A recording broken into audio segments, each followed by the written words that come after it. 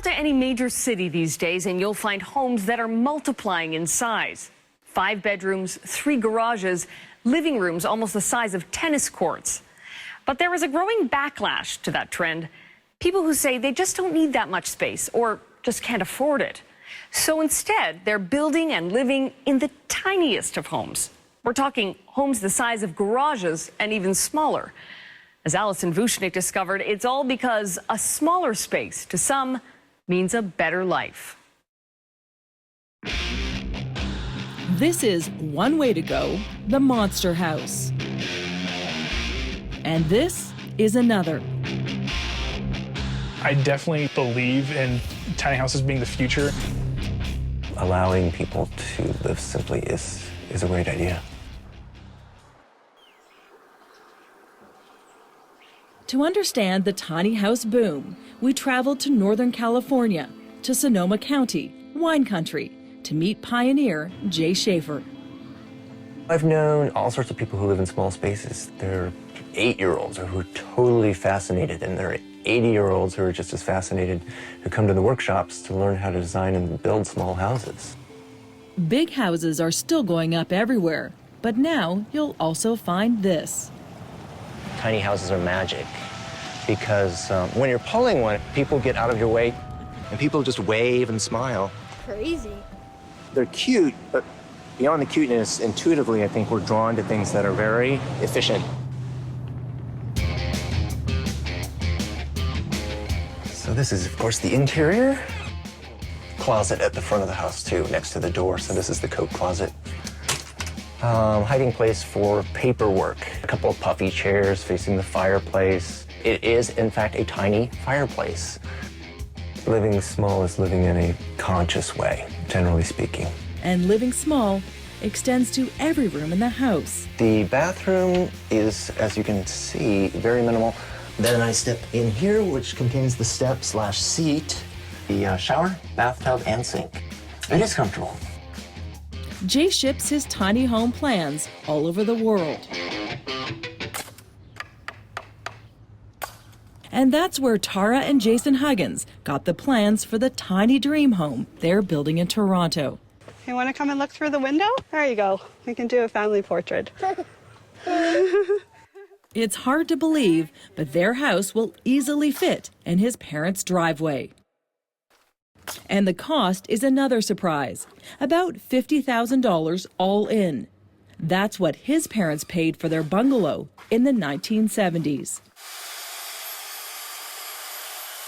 I could think of economic as definitely being a driving factor, but I think the other is that it's a more sustainable way to live.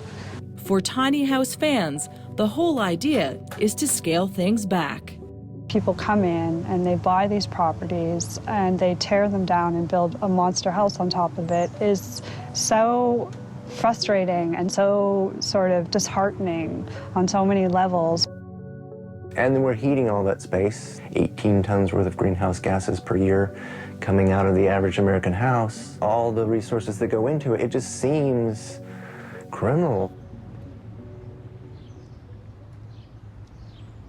For law student Joel Fleck, it's a smart and affordable shelter. My name's Joel, and this is my tiny house.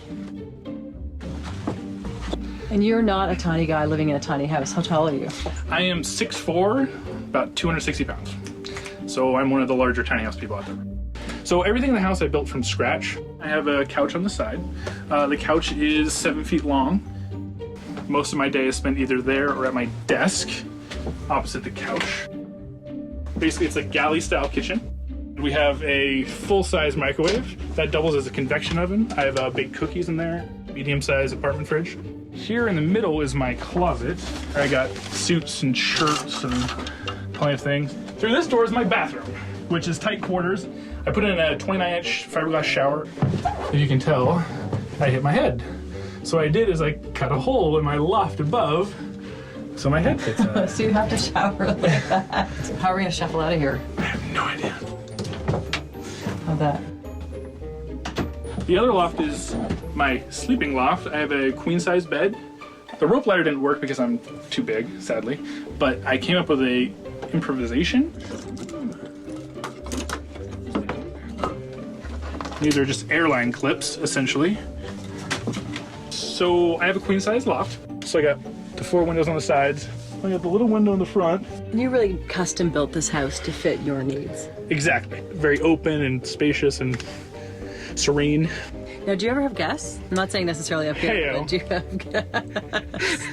I'm fine with having 1, maybe 2 people over, but anything more than that, it's very claustrophobic very quick. But Joel, like many tiny house people, has a problem. Living small may violate housing codes and bylaws. We definitely operate in a gray area. To me, it just seems totalitarian to force people into more of a mortgage than they need, into more debt than they need, which our culture actually does. More debt, bigger houses. The average home in Canada today is twice as big as it was in 1975, even though families are smaller. Tiny house people say they won't be pushed into getting big homes with big mortgages, even if they have to skirt the law. If they would let me put it on a piece of property and pay taxes on it, I'd be all for it. But they don't let me do that, so I'll rebel and do it anyways. It may be rebellion, but it's not as new as you might think. At more than 100 years old, this is one of Toronto's most famous homes, thanks to a YouTube link that went viral. I'm calling about the house that's on the market, the little tiny house. Yeah, you want to buy it? Well, I don't know. I'm going to inquire about it right now. Does it have any neighbors? Yes, it does. Wonderful neighbors. Hello. Joseph. Owner Joseph Carpathy, a massage therapist, says he's used to the laughter from visitors. Everybody laugh when they come. And we say that we are fine here, and they never believe us. Joseph is used to walking sideways into the bathroom. Again, a kind of dance you have, yes, that you do it like this. You have to be skinny in this house. That's another. It's a weight loss plan. Yes. And he's still arguing about the popcorn maker with his wife, Anne. This we fighting for, to be here or not to be here, because I like popcorn, but she doesn't like really much. That takes up a lot of space, So that popcorn she tells maker. me how many times I do popcorn, she knows statistically, so that she can prove me that actually it doesn't need to be there. Joseph's 317 square feet cost him $173,000. In Toronto, $173,000 will probably buy you a parking space. Yeah. And now here I have 2 gardens. I don't need more space. All the things that you feel that you have to possess to be somebody, this is misunderstanding of the life. Architect Dean Goodman says the tiny house movement is an idea that could change the fabric of a city.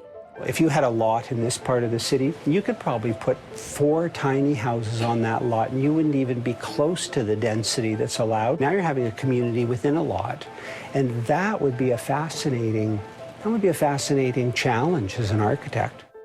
And that brings us to Jay Schaefer's ultimate dream.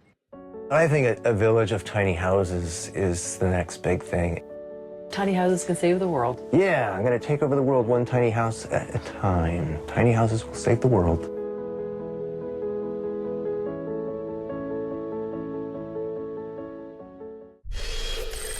Stay with us. We'll be right back.